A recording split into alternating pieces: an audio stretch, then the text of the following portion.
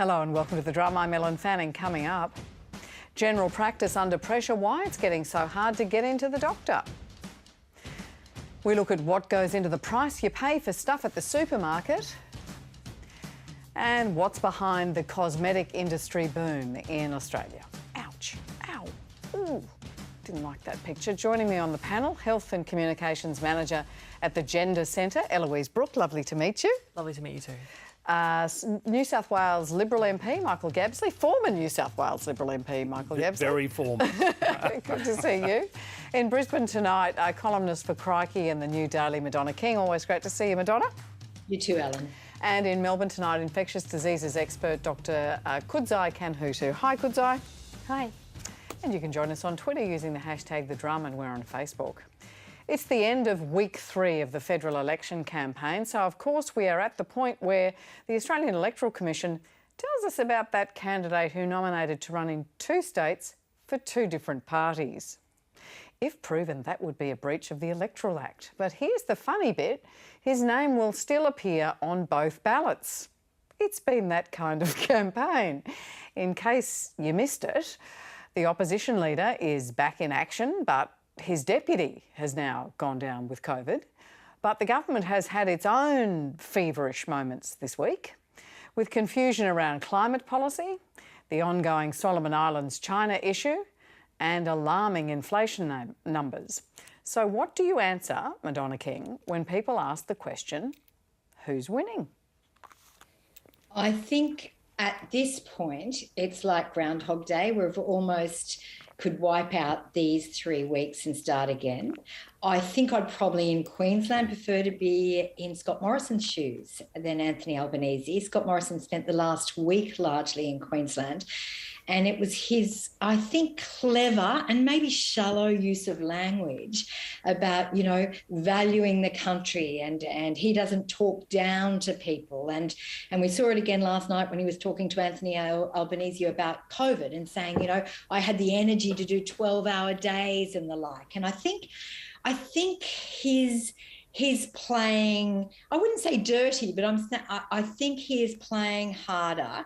And if you talk to people behind the scenes, certainly in Queensland, a state where the coalition has 23 of the 30 seats, the coalition aren't seeing many move, and Labor can tell you about one they'll probably win, or they hope to win, maybe 2. But given the performance of this government over the last 3 years, shouldn't they be talking about getting a swag of Labor of coalition seats? Yeah, it's an extraordinary thing to remember that Labor holds 6 of the 30 federal seats in Queensland, and it's almost the reverse, Kudzai, in Victoria, where Labor holds 21 of the 38, soon probably 22 of 39, because there's a new seat being created due to population increase that's nominally Labor. It's almost the reverse, it seems, sentiment in Victoria when people are facing exactly the same issues. Yeah, absolutely.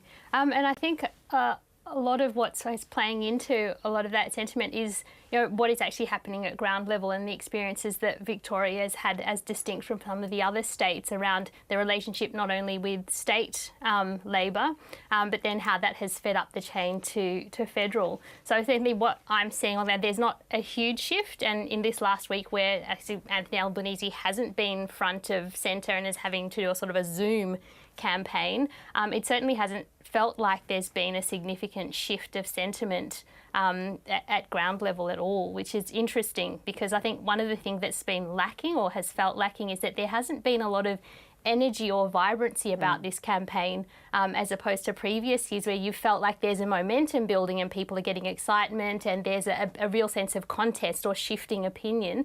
That hasn't really been apparent, and it's just sort of maybe slightly accentuating trends that were already there as opposed to really pivoting people's opinions. And that is interesting because we're now seeing heckling from the sidelines, Eloise, from the AMA this afternoon, who are saying, hang on, I'll find it on my bit of paper, too many bits of paper, that they have heard crickets from both major parties on the crisis in our hospitals, which may well be something to do with the fact that it's the state governments that run the hospitals. But nevertheless, they're saying, oh, where's the debate on the issues? Look, I'm just excited that Anthony Albanese is back and the political circus that has kind of been unfolding in the last 3 weeks. We've had Albanese off sick. We've had Scott Morrison, kind of dodging and answering lots of different questions. But now he's in his element.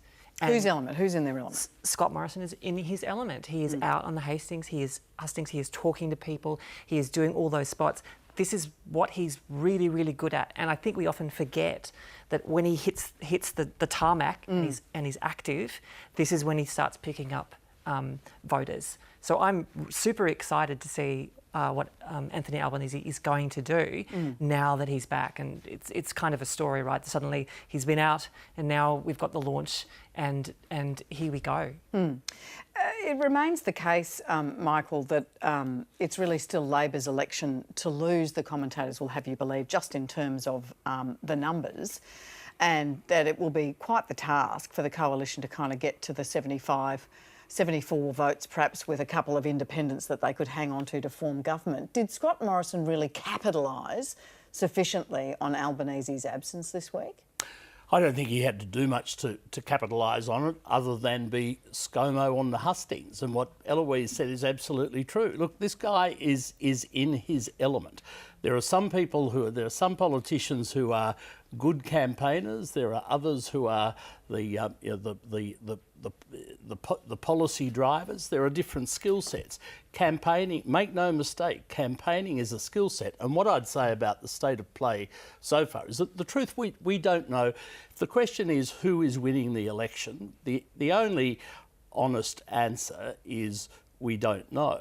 If the question is who is winning the campaign, after 20 days, ScoMo is winning the campaign. Now, does that mean that you necessarily win the election? No, it doesn't. And there have been plenty of lessons in history where a particular party or leader has won the campaign but lost the election. So that's what we peer into the crystal ball to try and work out.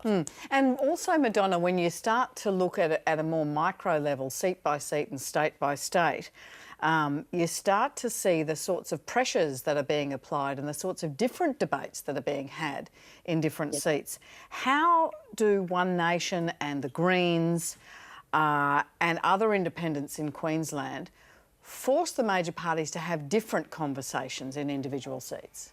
I think that's such an astute question, Ellen, because I've covered elections now, as you have, probably for almost 3 decades. We did start when we were toddlers, I guess.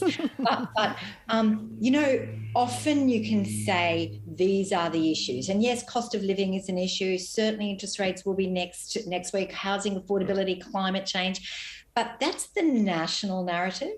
In every electorate, there is a different focus. And I think the power of One Nation, the Greens and other independents, particularly in Queensland, where they're getting up to 22% of the vote, the Greens and One Nation in some electorates, what they are doing is changing the focus of the daily debate. So while that may not translate into independents or the smaller parties in Parliament, it may, but while it may not, on a daily basis, it is focusing the main parties on particular local issues. And that's why I think this is such a tricky election to call, unless a swing comes in that last week. And certainly in history, that's happened before.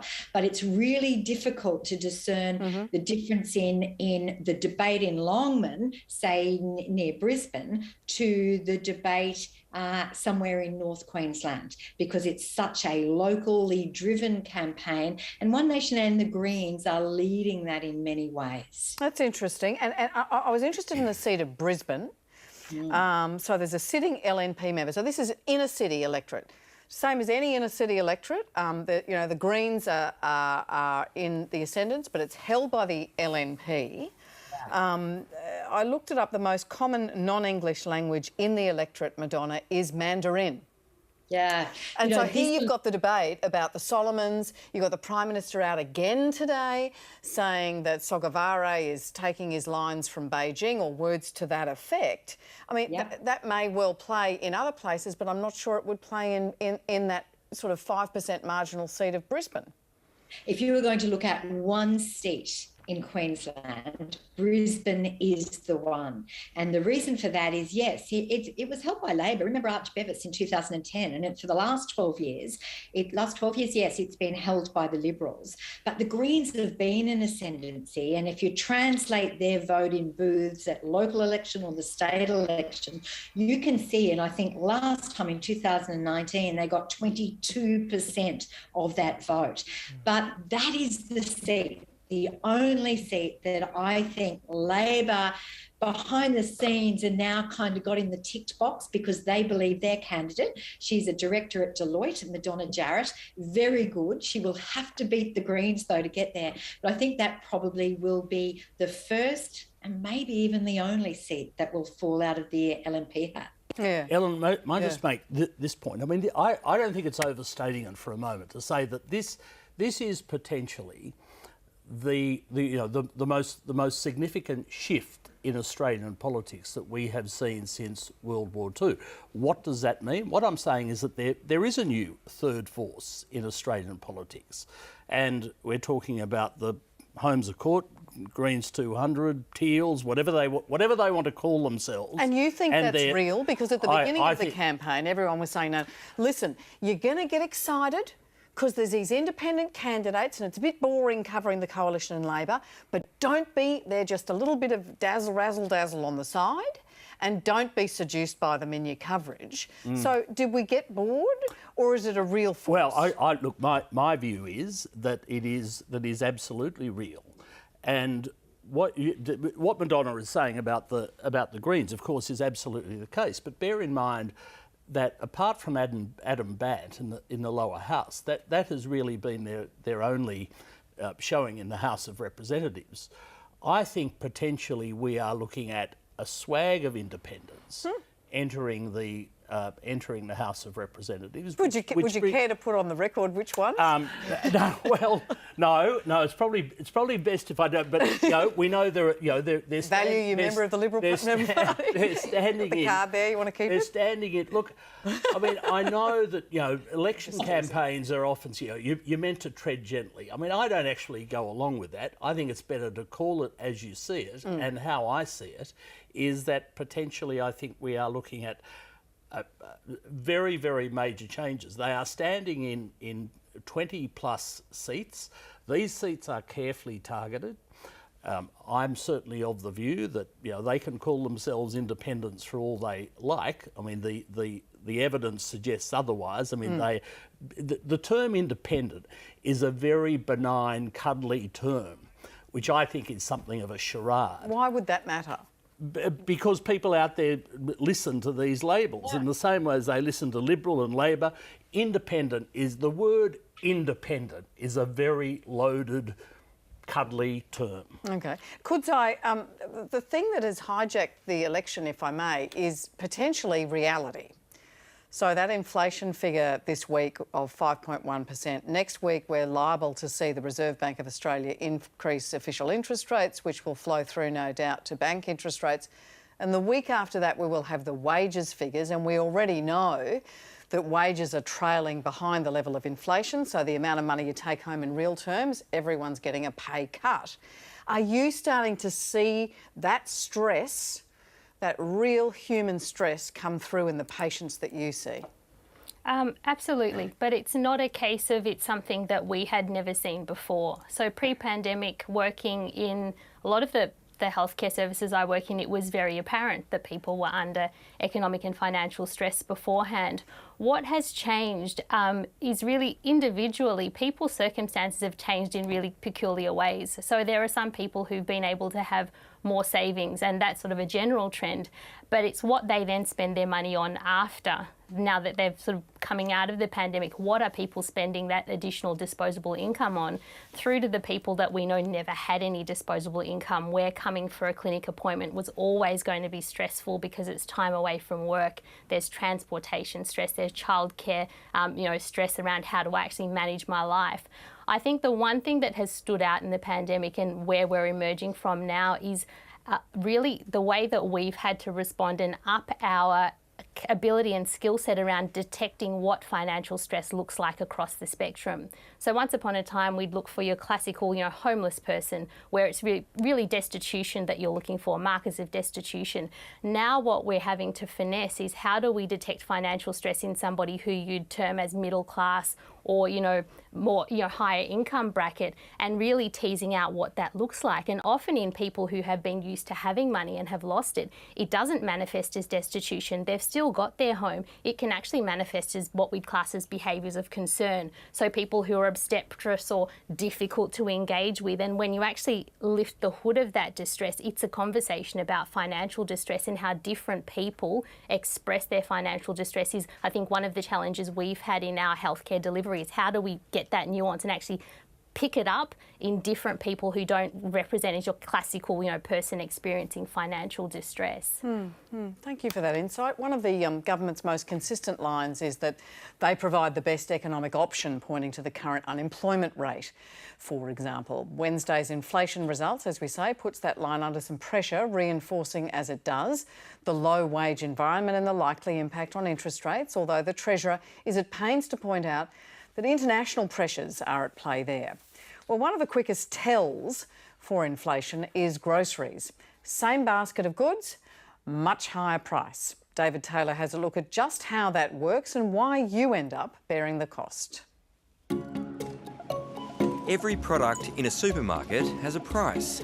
But have you ever thought about what makes up that price? Take a packet of Tim Tams, for example. You've got the ingredients, cocoa beans sourced from Africa. Then, of course, you've got manufacturing costs. That could be anything from electricity and the cost of packaging the product. Then, transport and logistics, getting the Tim Tams from the factory to the warehouse, and then, of course, to the supermarket. And within the supermarket, you've got the staff to put the product onto the shelf. Now, it all comes to produce a final cost of the product that should be less than $2.50. The price you'll see in the store between $2.50 and $4 is higher than that to ensure the company makes a profit. That price is usually determined by a supermarket purchase or category manager. They've got quite the job, securing the product from the farm gate or factory for the lowest possible cost and selling it on to the supermarket floor for the highest possible price, taking into account competition pricing. Macquarie research came out finding that fresh produce and meat products were growing at somewhere between 6 and 6.5% food price inflation.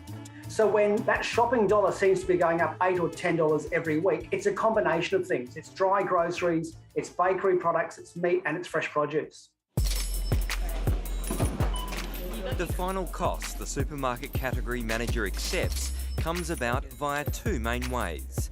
Fixed contracts that range from a couple of months to several years.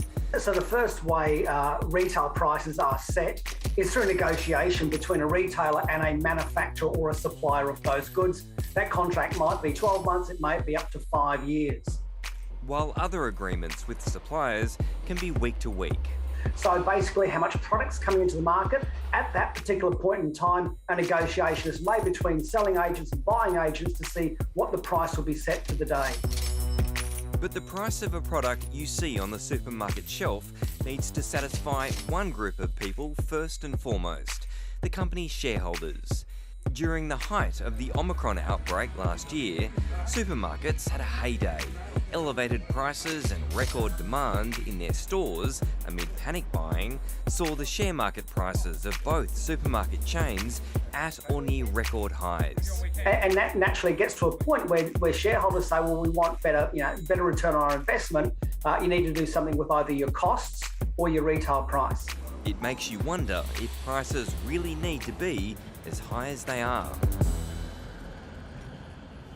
It's an interesting one, Eloise. We saw the Prime Minister to say that, look, today there was much talk of $5 iceberg lettuce and there's not necessarily much the government can do about the price of lettuce, and yet the government claims credit for a whole bunch of other economic outcomes. How difficult does that messaging start to become? that becomes really, really difficult. People are not going to take the time to distinguish what it is that might be on separate lists that you could buy or not buy.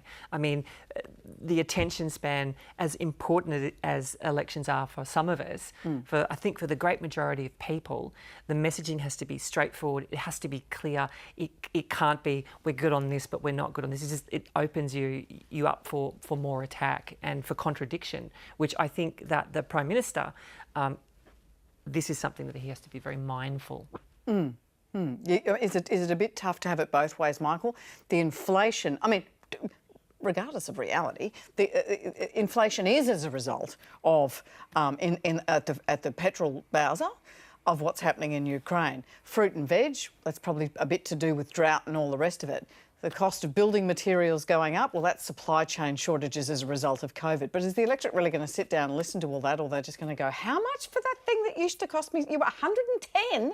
That basket of goods would never cost that much. Look, if the government had the option of saying what can we cross off the list to make sure it doesn't happen during the next 6 weeks, the 6 weeks of the election campaign, you would opt for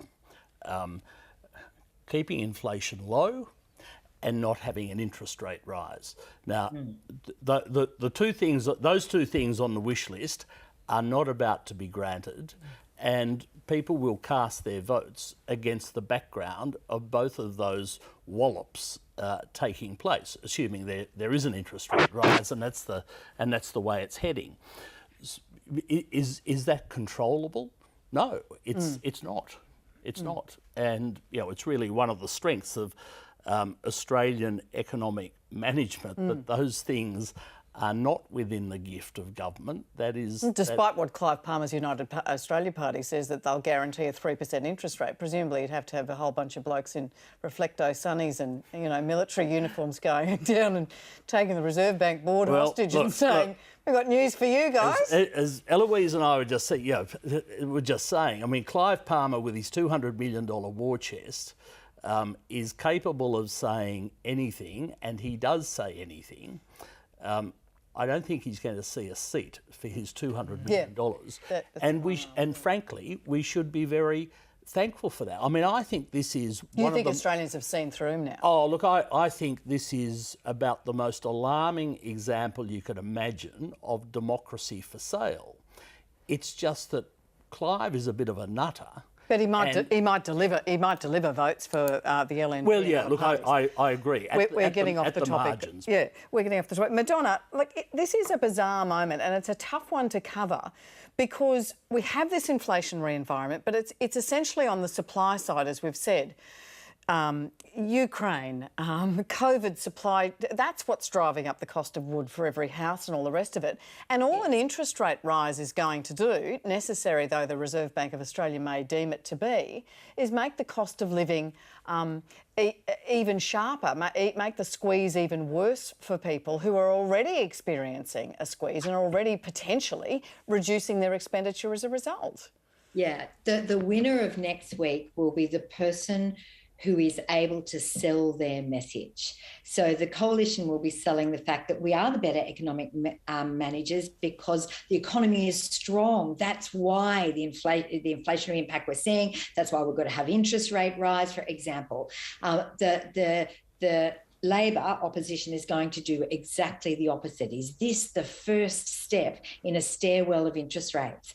And I was trying to think of the last time this happened. It was probably 2007. John Howard was going to probably lose that election anyway, but the inflation was at 3%, not at 5.1%. Interest rates went up during the campaign.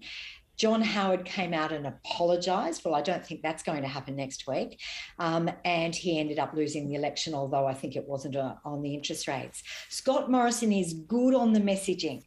But what I think voters will think is this a one-off, this interest rate rise? Or is it a pattern that starts next week? And I think how both parties sell that message and whoever succeeds will probably be the big call, but probably will win certainly next week and maybe the election. New South Wales Premier Dominic Perrottet has met today with the independent MP Alex Greenwich and representatives from the trans community, including our panellist here, Eloise Brook, who's from the Gender Centre. The meeting was called after Greenwich threatened to withdraw his critical support from the minority New South Wales government.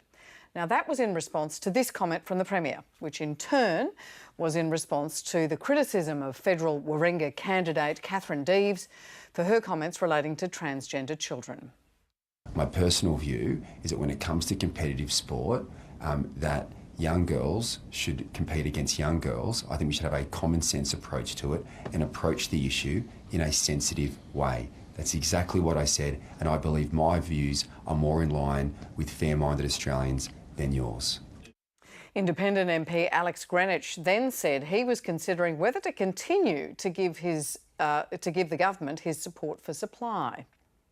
It's my hope that we can reach a position of mutual respect and an understanding of the importance to support young trans people and all trans people to ensure that they can really flourish and be loved members, fully loved members of the society by politicians, because they are by the public. So, Eloise, you were one of 8 people, along with Alex, in this meeting. 8 trans people? It was a mix of trans representatives, but it was a parent and also a sports reps as well. Okay. And so you're a trans woman sitting in there with the Premier. You've been given half an hour to talk to the Premier. That's right. Who essentially has been shanghaied into this meeting by the Greens MP, who says, have this meeting or you may not be in government next week. So what was the mood of the Premier? Well, let me clarify. Alex is not a Greens member. Oh, sorry, he's an independent. Yeah. There's that word again. It's the I word. The I word. So, look, he was very gracious. He came and met with us. I felt at the start of it that he was not quite sure why he was there, in a sense that he felt that his words were reflective of the wider opinion within the community. But he took the time to sit with us, and he heard us all out. We got to tell the stories that we needed to tell. We got to talk about the experience of families. We got to talk about how sporting in Australia looks right now and how it has been for some time. We heard from a father who was very distressed about his experience of trying to take care of a young trans girl in the middle of all of this. And what did he say? Well, he said that his daughter was doing really, really well. And this is frequently what we see. So what were the comments that his daughter had to hear that had caused her distress and that he'd had to work to insulate her against? So fortunately, that family had been doing an amazing job to make sure that that girl was not exposed. And the reality is that when you take trans and gender diverse children in their families and you place them in an environment like community sport or any kind of community activities, then you can't help but love them, because they're beautiful and they're just like everyone else's kids, and they contribute, and their parents work incredibly hard. Their parents are coaches, their parents, are team managers. They do all of the work because of the benefits of sport and the benefits of community on children, and in particular on trans children. So the Premier said, and you were speaking to me earlier, that something that he thought was sort of self-evident. Well, girls should play girls and boys should play boys. Were you able to explain to him why that was such a difficult thing to hear, a damaging thing to hear? I did, and I think that. What did you say? Well, what I said to him is I gave him the example of a young trans girl, and I found this story out this week because we often deal with these stories.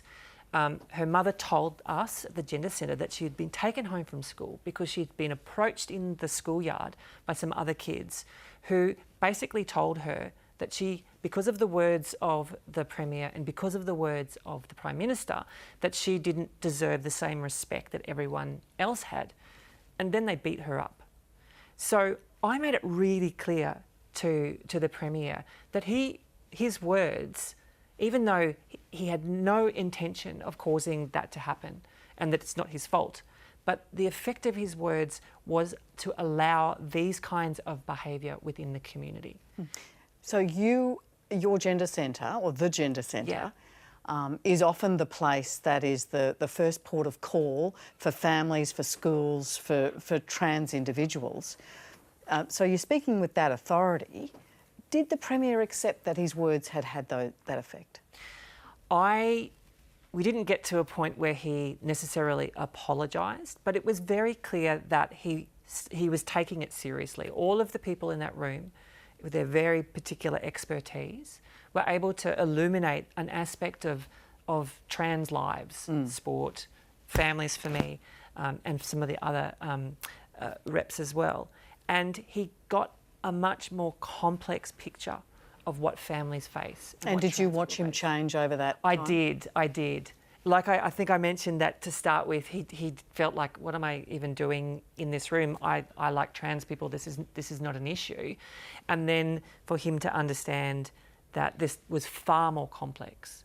And I should state that the New South Wales government, departments like health and community justice, work with trans organisations and trans people, and worked with the Gender Centre to help improve the lives of trans people. So his own government is already moving in that direction. What really affected him, and at the time we all find this relatively amusing, was that when we told him that perhaps New South Wales was nowhere near as good as, say, Victoria when it came to supporting the trans community, he was like, oh, what? as in New South Wales is not as good as Victoria. that kind of definitely came across, and it was said in the spirit of that we all found that kind of insightful and amusing, and didn't take offence at that. But that's what we had.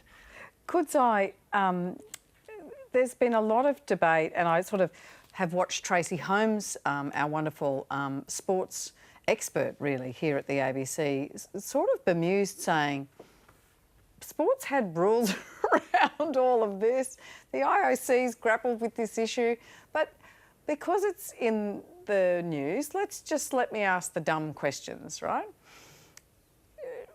Wouldn't a trans woman always be better at sport than a cis woman? No, and I think this is something that's been reflected quite well in the IOC framework, or the new framework that they applied at the Tokyo Olympics. And Laurel Hubbard competed in that Olympics. So she's a trans woman from... Yeah, as a trans woman from New Zealand. Right, yeah. So I think part of the framework was really based around humanity first, humanity, fairness as well, but acknowledging that our concept of biological gender and this presumption of superiority based on testosterone has really moved away from how we contend with notions of gender, and that what we should be moving towards is those other aspects around humanity, inclusivity, and still making the point that from my experience with people who are transitioning and trans people is that this conversation about extreme, elite sports it's not the focus of the conversations Most that people of us have don't in play families. elite sport. It's not the focus. But just with the dumb questions, right? So presumably there's no biological performance difference between boys and girls until you get to puberty. And then we never seem to have a discussion about girls transitioning to boys. That never seems to come up. But boys transitioning to girls, if they are suppressing testosterone, presumably they are suppressing muscle mass and haemoglobin, which allows you to go faster longer. Would that be just the basic biology of it? Look, yeah, and there are other discussions that have been had as well about other competitive advantages like height, which are not purely prescribed by your sex chromosomes either. So if we're going to get into the nitty-gritty of what actually confers competitive advantage, then we're going to need to think... all those people with eye-hand coordination. They should lot more go broadly. Go and get. Yeah, and really move away from this very rigid binary concept of what confers competitive advantage. And you're quite right in making the point that at the junior sports level, it's a conversation that really should be null and void. And all of the conversations at that elite spectrum of sports, they've been had. And there are really some neat frameworks that are helping people to contend with that.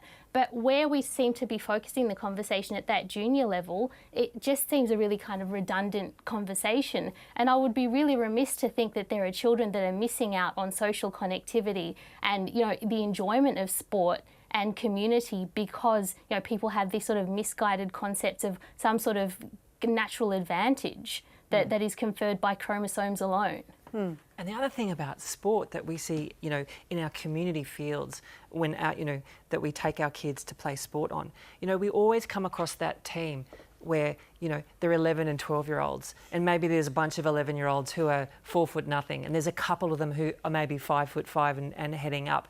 And the answer to that is, as a team, when faced with the dazzling defence or that 6 foot tall 14-year-old, is not to kind of chuck the towel in, but is to kind of hunker around and say, how are we going to win this match as a team?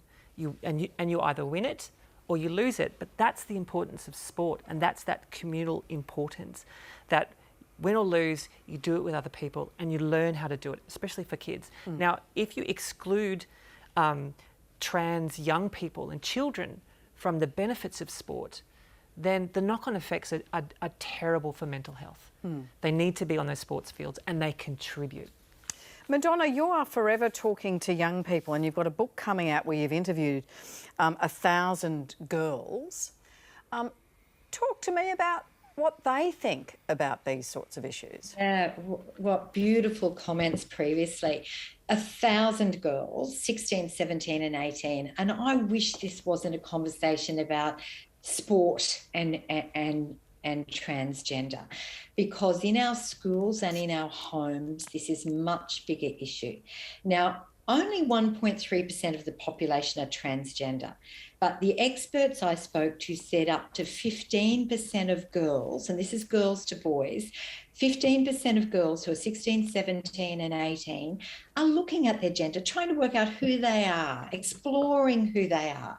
And I think what we're missing in this whole political debate is that cohort, but not only that cohort, this beautiful group of teenagers, more than perhaps we did, like to leave room for others so they can see that their friends are grappling with this. So this is a really significant issue for schools working out about unisex toilets, whether they're private schools, whether they have shorts as well as skirts in uniforms. Boarding schools are going through all sorts of things. School boards, you're not hearing it publicly, but going through hell. Parents are writing letters saying, I'm sending my child to a girls' school. Why are you allowing this?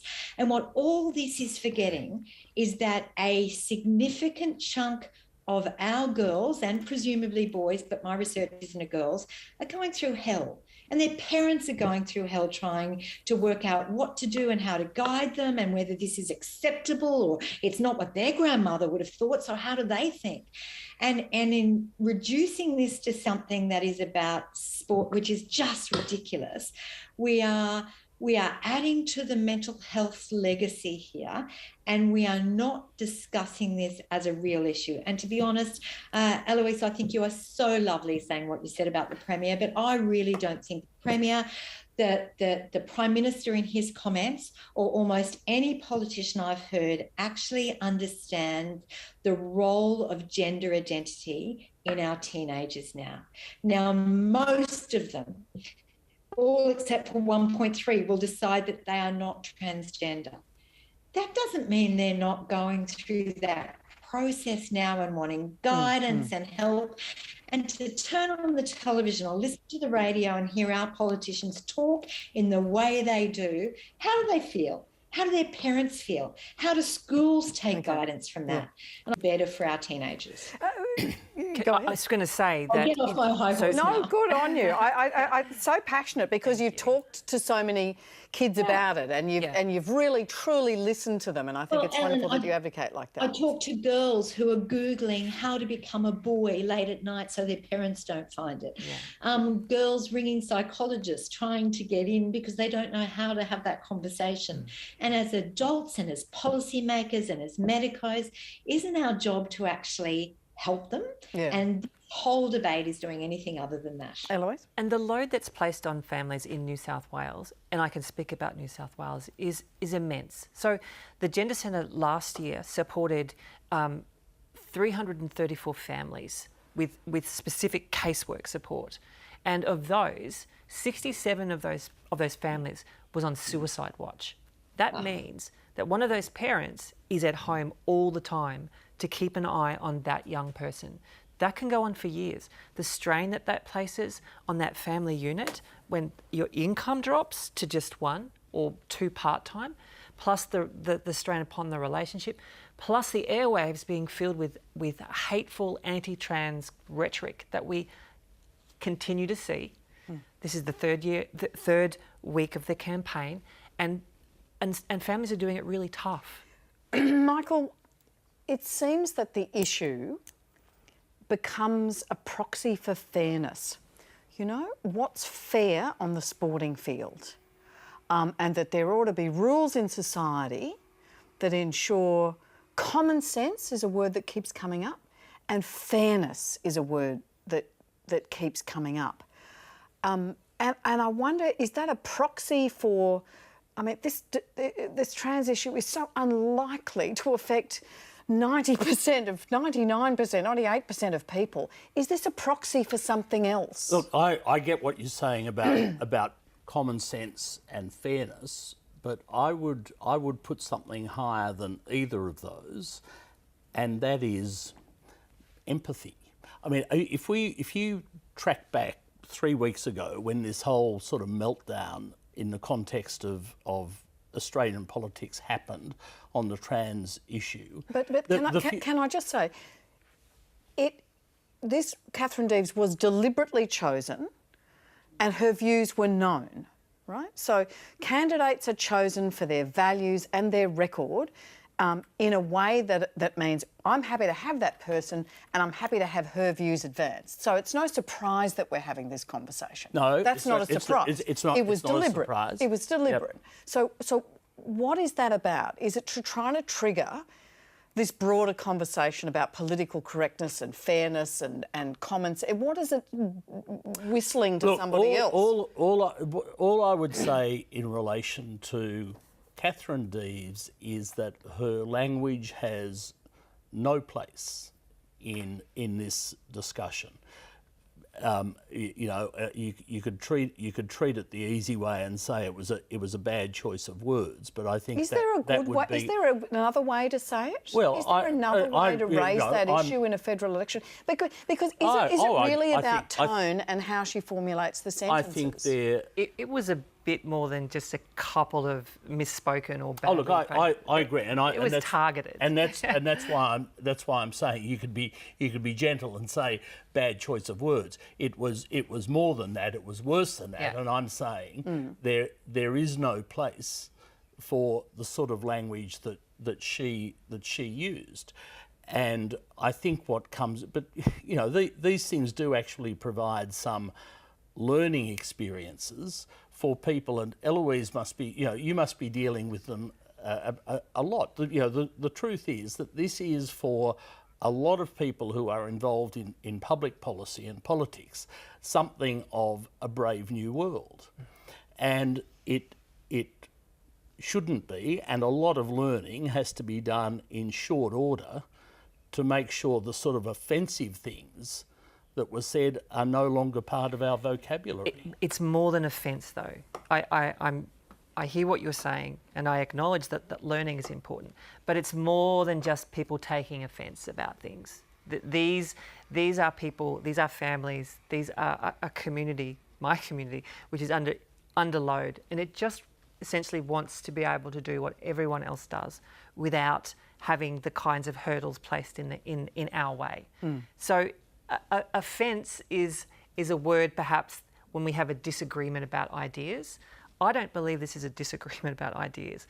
I think there is media and stories that are coming out of America that are very extreme, and there's an opportunity, or some media and politicians are seeing this package of, say, Leah Thomas, the trans swimmer, the college level trans swimmer. They're saying, you Butte, let's take this and transpose it onto the Australian landscape, and it doesn't transpose.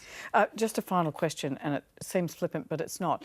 Is Is the government in New South Wales secure as a result of your meeting today? It sounded like you'll have to ask Alex Greenwich for his final word, but he seemed very happy that he had been heard. It looked okay. Okay. I think we're okay this weekend. Okay.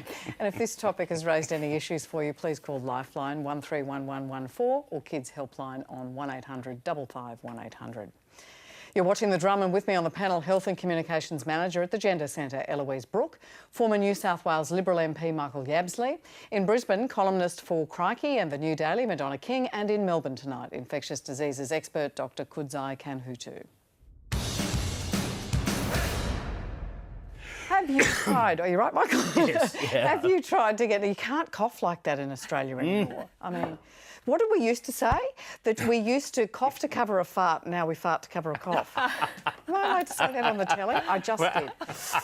Have you tried to get an appointment with the doctor lately for either end of you? With COVID cases still running through the community, it seems harder than ever to see the GP for anything. GPs and pharmacists report they are struggling to keep up with demand, and the wait can be life-threatening, as the AM program heard from Ashley this morning.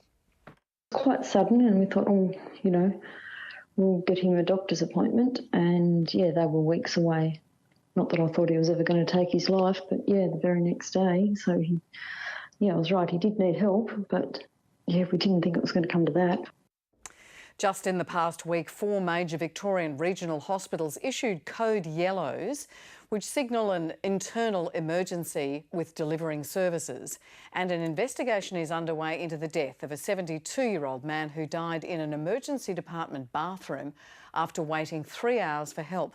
Locum doctor and immediate past president of the Rural Doctors Association of Australia, Dr John Hall, says rural health has gone off the radar.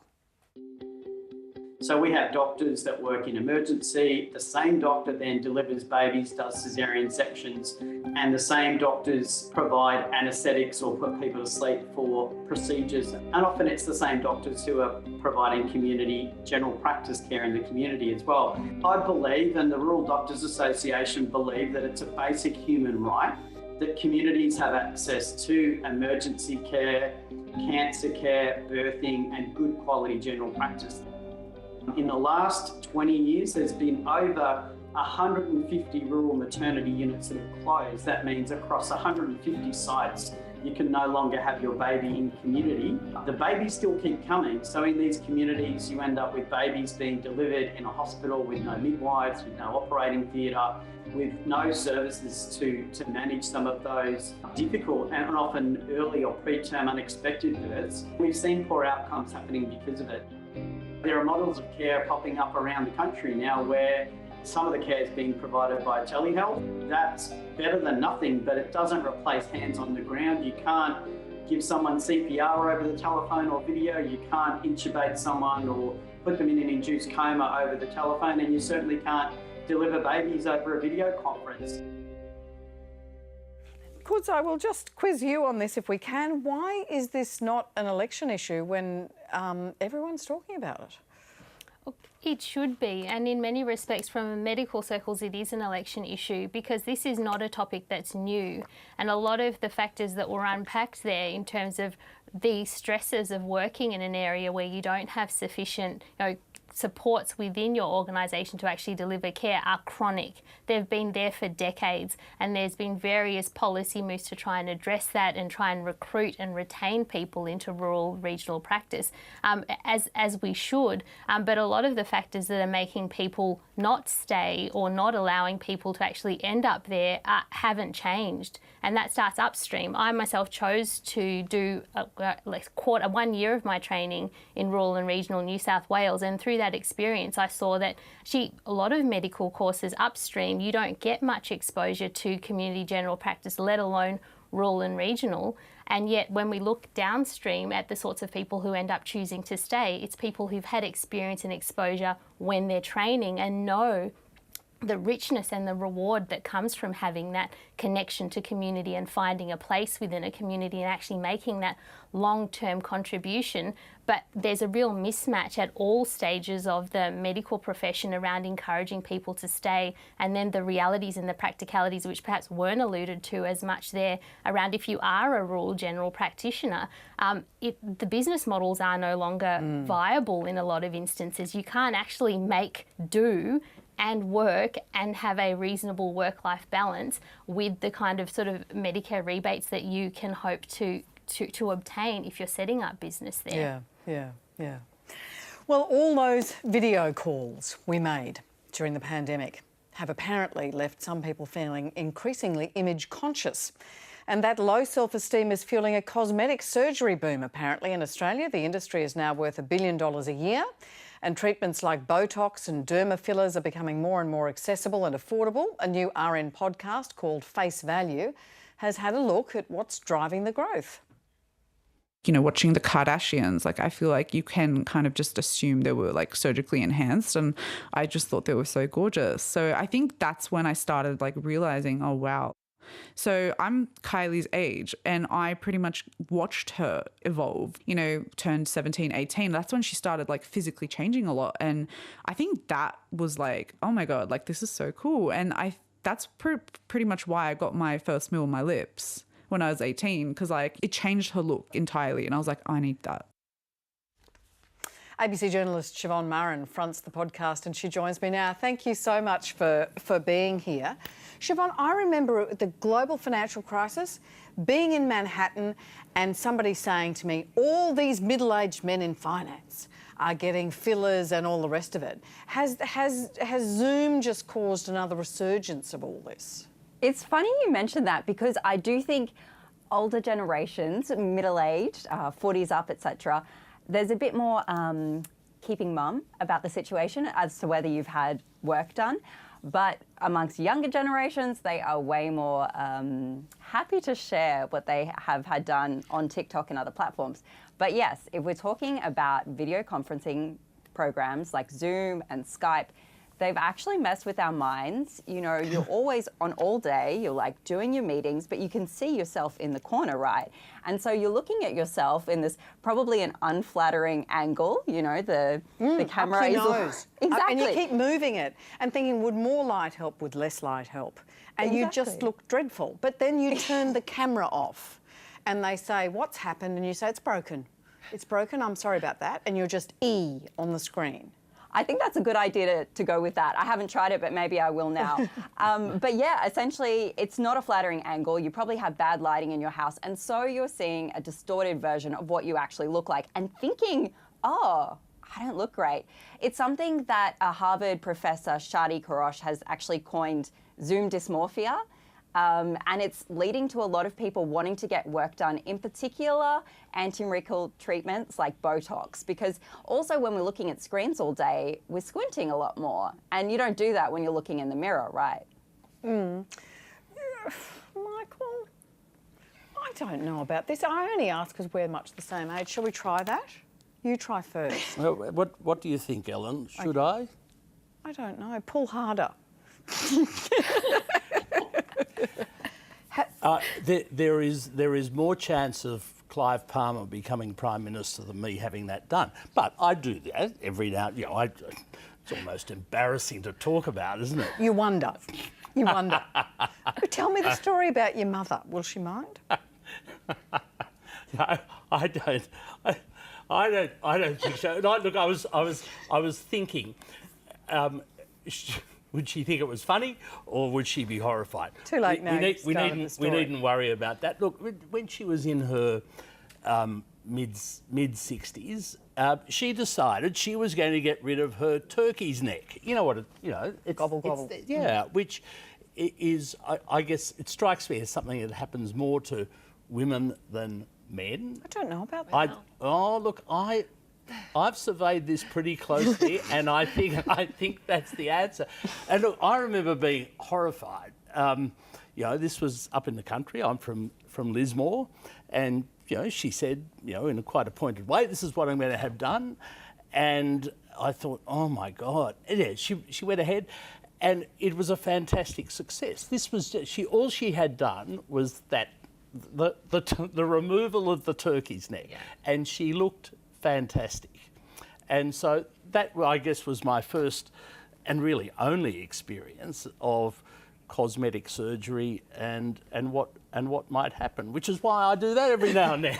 But Siobhan, restoration is different from renovation, and there's a lot of needles these days, and they're not particularly well regulated, are they? No, not exactly. It's quite horrifying that if you're a doctor or a nurse, you can very easily become a cosmetic injector. It's quite regular for people to do like a weekend course, and then they have access to it. And also, if you just go into a shopping centre anywhere now, Ellen, you will see places that are offering Botox, dermal fillers at quite cheap prices. But I guess from a consumer point of view, you're not really sure how trained they are when they're injecting you.